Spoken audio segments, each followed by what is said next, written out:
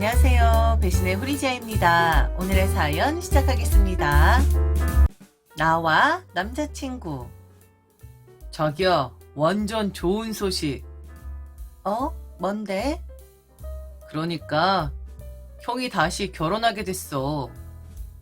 형? 이혼하신 지 얼마 안 되지 않았어? 맞아. 근데 사실 다시 재결합하기로 했대. 형수님이랑. 정말? 와, 생각도 못 했는데. 그래도 잘된 일이네. 다시 합칠 만큼 서로한테 마음이 있었나 보다. 그러게, 솔직히 우리도 형 이혼하고 나서 결혼 준비하는 거 좀 애매하긴 했잖아. 아무래도 가족 행사니까. 맞아. 형님이 이혼하신 게 마음에 걸리긴 했어. 그런데 이런 일이 생겼다고? 와, 정말 너무 잘된 일이다. 그동안 엄마도 정말 고생 많았거든. 형 이혼하고 형이 조카를 봐야 하는데 현실적으로 혼자 감당하기 어려웠잖아. 그래서 엄마가 거의 다 키우다시피 했어. 듣긴 들었어. 어머니가 힘들어 하셨다고. 힘들어 하셨다는 말로는 부족하지. 진짜 엄청 힘들었어. 형이 이혼하고 나서 형이랑 조카가 엄마 집에서 살다시피 했잖아. 형이야 출근하고 나면 끝이지만 엄마는 조카 어린이집 등원부터 밥 먹이는 것까지 전부 다 챙기셨다고. 와, 정말 힘드셨겠다. 그 정도가 아니야. 조카가 밤에 울기라도 하면 엄마가 달래느라 잠도 제대로 못 주무셨대. 형도 나름대로 신경을 쓴다고 했겠지만 결국 아이 보는 건 엄마 몫이겠지. 심지어 형이 늦게 퇴근할 때는 조카 목욕까지 엄마가 시켰다고 하더라. 너무 고생하셨네. 나도 엄마가 이렇게까지 힘드신 줄 몰랐어.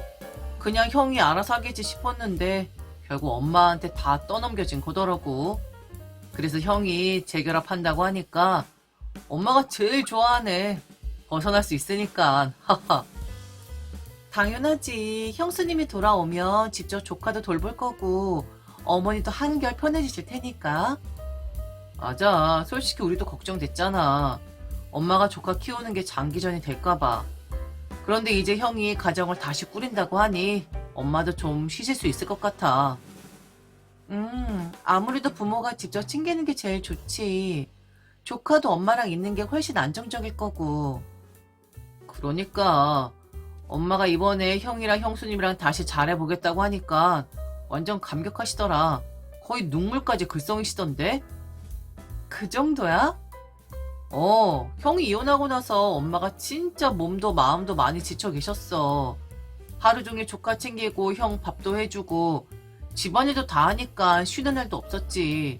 그런데 형수님이 돌아오면 그 짐이 덜어지잖아. 그렇겠네. 무엇보다 자식이 이혼을 했는데 괴로워하지 않을 부모가 어디 있겠어? 어머니 입장에선 다행이라고 생각하실 거야. 안 그래? 그래서 나도 너무 기뻐. 우리 결혼 준비도 거의 다 끝낸 상태에서 이런 좋은 소식이 들리니까 기분이 더 좋더라. 나도 그래. 축하할 일이네. 형이 다시 좋은 가정을 꾸릴 수 있으면 좋겠다. 이혼이란 건 다시 없는 걸로. 맞아, 당연히 이혼은 없는 걸로. 결혼을 준비하면서 남자친구의 형이 이혼했다는 소식을 들었을 때 솔직히 마음이 조금 복잡했습니다. 결혼을 앞둔 입장에서 가까운 가족이 이혼을 겪었다는 것은 아무래도 신경이 쓰일 수밖에 없었습니다. 결혼이라는 게 평생을 약속하는 일인데 형님 부부처럼 결국 헤어지게 된다면 우리도 그런 상황을 맞이하게 되는 것이 아닐까 하는 생각이 잠깐 스치기도 했습니다. 물론 남의 일이니 깊이 개입할 문제는 아니었지만 이왕이면 축복받으며 시작하고 싶은 우리 결혼이 형님의 이혼 소식과 겹쳐지니 조금 찝찝했던 것도 사실이었습니다. 그런데 결혼 준비가 거의 마무리될 즈음 다시 들려온 소식은 예상치 못한 것이었습니다. 남자친구의 형과 형수님이 재결합하기로 했다는 것이었습니다. 처음엔 믿기지 않았죠. 분명 얼마 전까지만 해도 각자의 길을 가기로 했던 두 분이었는데 이제 와서 다시 함께 살기로 했다니요. 물론 좋은 일이라고 생각했습니다. 원래부터 부부였고 함께 했던 시간이 있으니 다시 잘해보기로 한 것이니까요. 하지만 한편으로는 의문이 들었습니다. 그렇게 빨리 다시 합칠 거였다면 대체 왜 이혼을 했던 걸까요? 조금만 더 인내하고 조율했으면 굳이 헤어질 필요도 없지 않았을까? 이혼을 결심하는 데는 큰 이유가 있었을 텐데 그 문제들이 정말 다 해결된 걸까요? 하지만 그런 의구심은 곧 사라졌습니다. 결국 재결합을 선택한 건 두 분이었고 그만큼 서로에 대한 애정이 남아 있었다는 뜻이겠죠. 오랜 갈등 끝에 다시 손을 잡기로 한 걸 보면 두 분 사이에 아직 해결되지 않은 감정들이 있었던 걸지도 모릅니다. 어쨌든 결혼을 준비하는 입장에서 이런 소식을 들으니 나름대로 다행이라는 생각이 들었습니다. 적어도 가족 행사에서 어색한 분위기를 만들 일은 없어졌으니까요. 그리고 무엇보다도 이 소식을 듣고 가장 기뻐한 사람은 예비 시어머니였습니다. 남자친구는 예전부터 예비 시어머니가 형님의 이혼 이후로 많이 힘들어하셨다고 얘기했었습니다. 사실 형님이 혼자가 되면서 조카를 돌보는 일이 전적으로 예비 시어머니에게 맡겨진 상황이었죠. 형님은 일을 해야 했으니 어쩔 수 없는 일이었지만 그동안 조카를 챙기느라 개인적인 시간도 거의 없었고 집안 살림까지 떠맡느라 몸과 마음이 많이 지쳐 계셨습니다. 남자친구도 그런 어머니를 보며 걱정을 많이 했죠. 결혼을 준비하는 동안 마음 한구석에 걸려있던 형님의 이혼 문제가 이렇게 정리되니 기분이 한결 나아졌습니다. 이젠 정말 우리 결혼만 잘 마무리하면 될 것 같았습니다. 하지만 이 모든 일이 너무 빠르게 진행된 탓인지 마음 한편에서는 뭔가 이상한 예감이 들었습니다. 정말 모든 것이 순조롭게 흘러갈까요? 형님 부부가 재결합한 진짜 이유는 무엇일까요? 그런 생각들이 머릿속을 스치긴 했지만 일단은 좋은 방향으로 흘러가고 있다고 믿기로 했습니다. 우리 결혼 준비가 마무리되는 이 시점에서 또 다른 가족의 기쁜 소식을 함께 맞이하는 것도 나쁘지 않은 일이니까요. 그런데 말입니다. 아와 남자친구 그리고 예비 시어머니. 예비 며느리야? 아니지. 이제 예비 며느리가 아니라 우리 가족이나 다름없잖니? 내가 오늘 너를 부른 이유가 있어.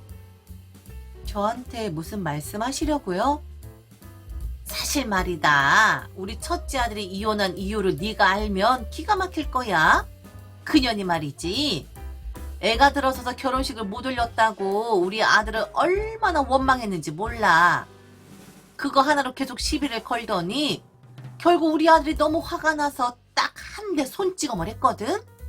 그런데 그걸 트집 잡아서 이혼을 해버린 거야. 우리 아들이 사실은 피해자야. 피해자. 맞아. 형이 원래 그런 사람도 아닌데 경수님이 너무 심했어. 그런데 솔직히 우리 엄마가 제일 불쌍하지 않아? 형 이혼하고 조카까지 맡아서 키우고. 자기야, 우리 엄마 얼마나 힘들었겠어. 자기야, 우리 엄마가 진짜 힘들어했어. 지금 면역력이 떨어져서 입원해야 하는데 그럴 여유도 없고. 자기야, 엄마 좀 생각해주면 안 돼? 그래서요? 저한테 그 얘기를 왜 하시는 거예요? 그게 말이다. 이번에 첫째 며느리가 재결합을 해주겠다고 했어. 네, 알고 있어요. 근데 조건이 있더라. 아주 뻔뻔한 조건이야. 어떤 조건이요? 결혼식. 네? 경수님이 이번엔 성대한 결혼식을 해야겠대. 그래야 다시 합칠 거래. 아, 그래? 그런데? 그래서 내가 너한테 이런 부탁을 하는 거야. 너희 결혼식 있잖아. 그거 우리 창남한테 넘겨주자. 예? 자기야, 우리는 다시 준비해도 되잖아. 근데 형네는 급해. 아니, 형이 급한 게 아니라 우리 엄마가 너무 급하잖아? 그러니까 정리를 하면 우리 결혼식을 형님네 결혼식으로 바꿔서 하자는 말씀이세요? 그래, 네가 좀 이해를 해줘야지. 너는 첫째 며느리랑 다르잖아. 우리 아들한테 결혼식 못했다고 잔소리할 사람도 아니고. 자기야, 제발 좀 마음 넓게 써줘. 우리 엄마 생각 좀 해주면 안 돼? 결혼식 한번 양보한다고 큰일 나는 것도 아니고 나중에 우리 다시 하면 되잖아. 그래, 나도 그냥 꽁으로 먹겠다는 건 아니야. 내가 너한테 돈 줄게. 한 200만 원? 위로금이라 생각하면 안 될까? 그냥 불쌍한 사람들한테 적선했다 치고 도와주면 안 되겠니? 사실 첫째 며느리 입장도 이해가 가지. 니들은 결혼한다 하지.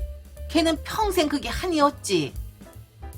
아니, 이게 지금 말이 되는 소리예요?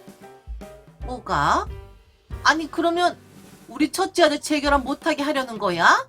그냥 한번 양보해주면 다 해결될 일을. 자기야, 너무 그렇게 생각하지 마. 엄마도 너무 힘들어하시고 우리 형이랑 형수님이 빨리 해결이 되어야 우리 엄마가 좀 살 것 같아. 그래서 나보고 희생하라고요? 아유 참, 너는 왜 이렇게 꽉 막혔니? 내가 힘들어 죽겠다고. 나 좀 살린다 치고 그렇게 좀 하자. 네가 이거 받아주면 그냥 다 해결되는 문제야. 맞아, 자기야. 너무 이상하게 생각하지 말고 우리 엄마가 주는 200으로 우리 여행 다녀오자. 어? 결혼식은 형이 하고 우리는 200 받아서 좋은 데 다녀오면 되잖아. 너 미쳤어? 지금 결혼식이 장난이야? 아니, 자기야. 내가 자기 부모님한테 말씀드릴게. 내가 진짜 다 해결할게. 해결 같은 소리 하네. 나보고 희생을 하라고? 형이 장남이라서 어쩔 수 없다고? 그런데 나는 어떻게 해야 할까? 이걸 그냥 받아야 하는 걸까? 자기야, 진정하고 생각 좀 해봐. 나도 생각났다. 소송 갈 건데? 어? 자기야, 소송? 파혼 위조를 청구할 테니까 희생이 아니라 이기저로 좀 챙겨야겠는데? 뭐? 소송을? 이게 지금 무슨 소리를 하는 거야? 아니, 그쪽이야말로 지금 무슨 소리 하는 거예요? 미친 것도 아니고 어떻게 이런 욕을 할 수가 있어요? 가족? 가족 같은 소리 하네? 내가 왜 당신들 가족이에요? 아무 사이도 아닌데. 자기야, 그건 너무 심한 거 아니야? 심한 건 지금 네가 하는 짓이고 내가 왜 너희 가족 사정까지 끌어안아야 하는데. 너네 가족은 네가 챙기고 나는 내 인생 챙길 거야. 파혼에 대한 책임 소송 걸 테니까 그 200 넣어두세요. 나중에 한꺼번에 받을 테니까. 야, 너 지금 우리 아들한테 어떻게 그런 말을? 미친놈아, 정신 차려. 그 후 이야기. 그 순간 저는 확신했습니다. 이 결혼하면 안 된다고. 앞으로 살아가면서 이런 식으로 남의 사정을 떠안고 살아야 한다면 제 인생은 온전히 제 것이 아닐 것입니다. 남자친구는 지금 당연하다는 듯이 저에게 희생을 강요하고 있었고 시어머니 역시 저를 가족이라는 명목 아래 이용하려 하고 있었습니다. 더 이상 참을 이유가 없었죠. 자기야, 그건 좀 너무하잖아. 그냥 한 번만 이해해주면 안 돼? 이해요? 제가 왜요? 저는 당신 가족이 아니에요. 그리고 앞으로도 당신 가족이 될 일은 없을 거예요. 파혼 소송 걸 테니까 준비하세요. 남자친구는 그제야 사태의 심각성을 깨달았는지 다급해졌지만 이미 늦었습니다.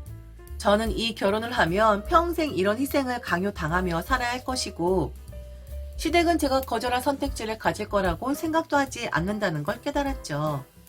그렇게 저는 파혼을 결정했습니다.